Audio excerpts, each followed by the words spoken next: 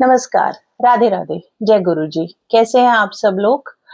Hope अभी तक आप लोगों ने मेरा चैनल सब्सक्राइब कर दिया होगा और मैं जो आपको मोटिवेशनल स्टोरीज अपलोड करती हूँ वो आपको पसंद भी आ रही होंगी।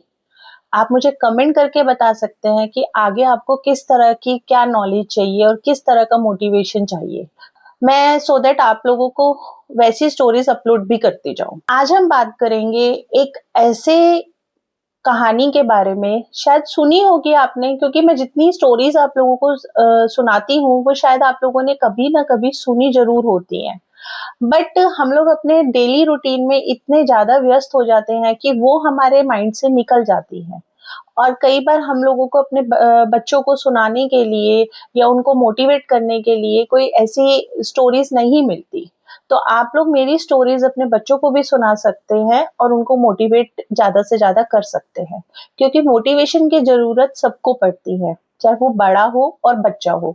जितना भी हमें मोटिवेशन मिलेगा उससे हमें आगे नए नए अवसर मिलते हैं और कुछ अलग करने की चाह होती है।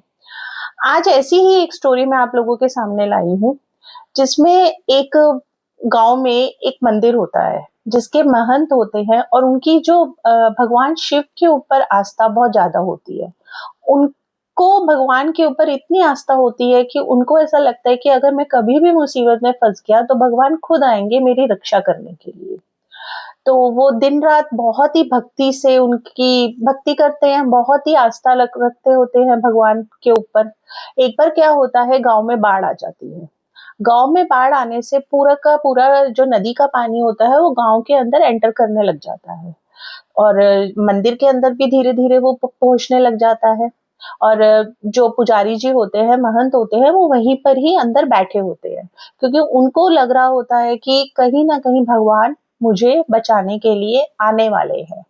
इतने में वहां पर आदमी बैल को लेकर जा रहा होता है और उनको बोलता है कि चलिए पुजारी जी, मैं आपको गांव के बाहर छोड़ देता हूँ क्योंकि गांव अब बहुत जल्दी ही डूबने वाला है। तो पुजारी जी उसको कहते हैं कि नहीं, तुम जाओ, मुझे तो मेरे भगवान अपने आप बचाने के लिए आएंगे, मैं तुम्हारे साथ नहीं जाऊंगा। तो वो बैल वाला चला जाता है। थोड़ी देर में पानी और अपनी गति से बढ़ जाता है। जब वो अपनी गति से बढ़ रहा होता है तो पुजारी जी ऊपर जाके बैठ जाते हैं। तो इतने में नाव वाला आता है एक, तो नाव वाला उनको कहता है कि चलिए पुजारी जी, मैं नाव से आपको गांव का रास्ता पार करा देता हूँ, क्योंकि बाढ़ का पानी अपनी गति से बहुत जल्दी जल्दी आगे बढ़ता जा रहा है। तो पुजारी जी उसको भी वही बात बोलते हैं, नहीं आप जाइए, क्योंकि मुझे तो मेरे भगवान अपने आप बचाने के लिए आएंगे, मैं आपके साथ नहीं जाऊंगा। तो नाव वाला भी चला जाता है। उसके बाद पानी और तेज हो जाता है और वो इतनी तेज गति से आता है कि पूरा का पूरा मंदिर डूब जाता है। तो वो पुजारी जी क्या करते हैं, उसकी छत पर जाकर बिल्कुल ऊंची चोटी पर बैठ जाते हैं और इतनी देर में, थोड़ी देर में प्लेन से रेस्क्यू टीम आती है और वो नीचे अपनी सीढ़ी को फेंकती है और उनको कहती है कि आप इसमें लटकिए और ऊपर आ जाइए सो दैट आप डूबे ना।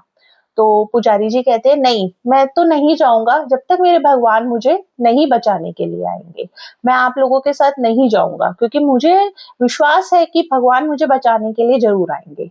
तो रेस्क्यू टीम वहां से चली जाती है, वो पुजारी जी को नहीं बचा पाती।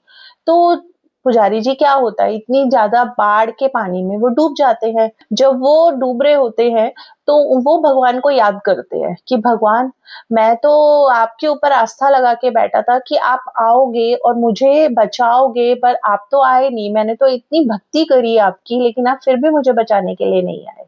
तो भगवान उसको बताते हैं कि मैंने एक बार नहीं, 3 बार तुम्हें बचाने के लिए किसी को भेजा था। तुमने तीनों बार वो अवसर खो दिया। जब तुमने तीनों बार उनको मना कर दिया अपने आप को बचाने के लिए, तो वो लोग चले गए वहां से। तो भगवान ने उसको बताया कि मैं खुद नहीं आता, मैं अवसर के रूप में आता हूँ और तुम्हारी रक्षा करता हूँ, लेकिन उस अवसर को पहचानना वो तुम्हारे ऊपर है कि तुम कब पहचानो कि कब कौन सा अवसर तुम्हें मिला है। क्योंकि जैसा कि बोला जाता है कि भगवान हमेशा मौका नहीं देते, बट जब भगवान मौका देते हैं तो हमें उस मौके को पहचानना चाहिए। आपको मेरी स्टोरी अच्छी लगी हो तो लाइक, सब्सक्राइब एंड कमेंट जरूर कीजिएगा, क्योंकि इस स्टोरी से हमें शिक्षा मिलती है कि अवसर को पहचानिए। धन्यवाद।